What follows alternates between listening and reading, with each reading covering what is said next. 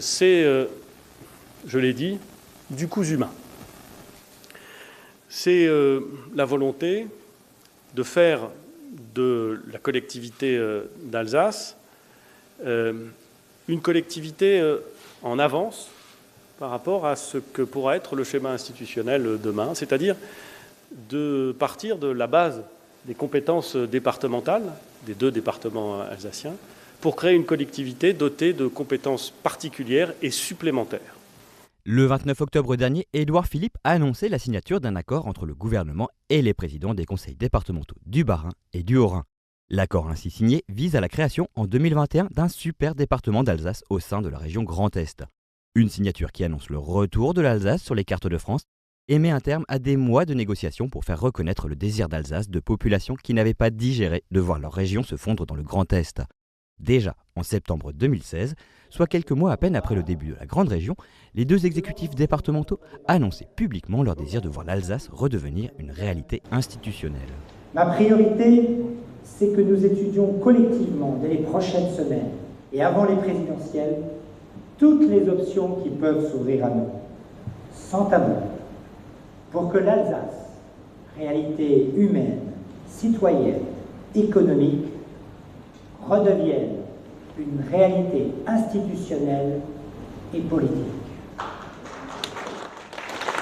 Un an plus tard, après avoir mené un important lobbying alsacien auprès du président nouvellement élu, les lignes bougent au sommet de l'État.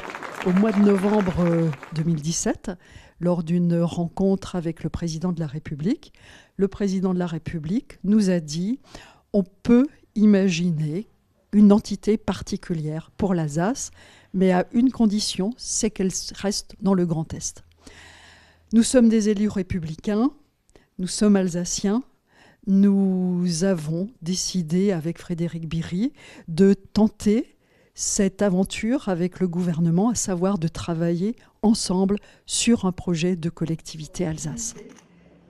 Les élus élaborent donc un projet de collectivité alsacienne basé sur l'échelon départemental, renforcer de nouvelles compétences cédées par la région et l'État.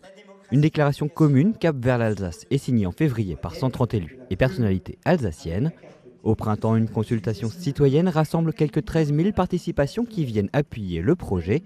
Parallèlement, le gouvernement confie au préfet Marx la réalisation d'un rapport sur l'avenir institutionnel de l'Alsace. La machine est lancée.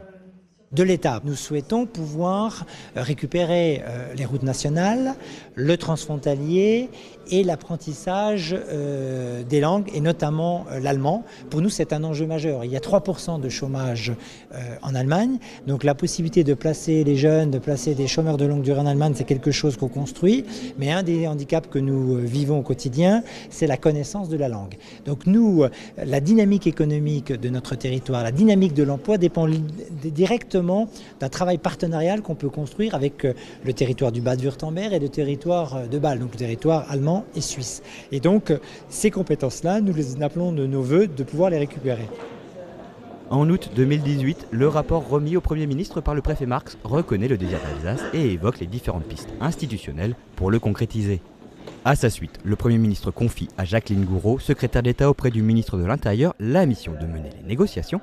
S'engage alors un round de discussion jusqu'à la signature de l'accord du 29 octobre. Le travail que nous avons pu construire avec la ministre Jacqueline Gouraud, mais aussi le ministre Blanquer, ont contribué à améliorer la copie. C'est vrai que je dois vous avouer que je n'aurais pas signé. Aujourd'hui, nous signons. C'est qu'un début, il y a encore des marges de progrès à avoir. Là, il va falloir maintenant travailler sur les outils juridiques à mettre en place et il va falloir que les deux départements délibèrent pour créer le support juridique qui va permettre la création de cette collectivité Alsace. Ainsi, l'accord stipule que la collectivité européenne d'Alsace sera issue de la fusion des deux départements dont elle récupérera les compétences. Elle disposera par ailleurs de compétences supplémentaires en matière de coopération transfrontalière, de bilinguisme, de tourisme et de transport. Le 26 novembre était posé le premier jalon de la future collectivité. À Célestat, les élus des deux assemblées se réunissaient pour adopter une résolution ainsi qu'une feuille de route dans le but de poursuivre le processus législatif. écouté l'ensemble des conseillers départementaux sur quelle était leur vision, comment ils s'inscrivaient dans la démarche.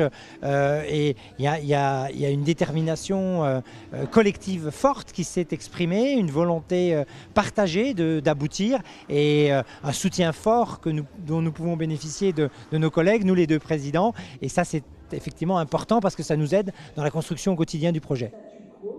Si l'Assemblée ainsi constituée n'a pas de valeur légale, les résolutions devant être prises séparément dans les deux assemblées départementales avant qu'elles soient réunies en 2021, les conseillers ont tout de même voté à l'unanimité le soutien à la démarche des deux présidences. L'opposition, quant à elle, n'a pas souhaité prendre part au vote. Donc, qui vote pour ? C'est vraiment une journée historique pour l'Alsace, puisque c'est la validation à l'unanimité par nos collègues des accords de Matignon que Frédéric Biry et moi avons signés le 29 octobre dernier avec le Premier ministre.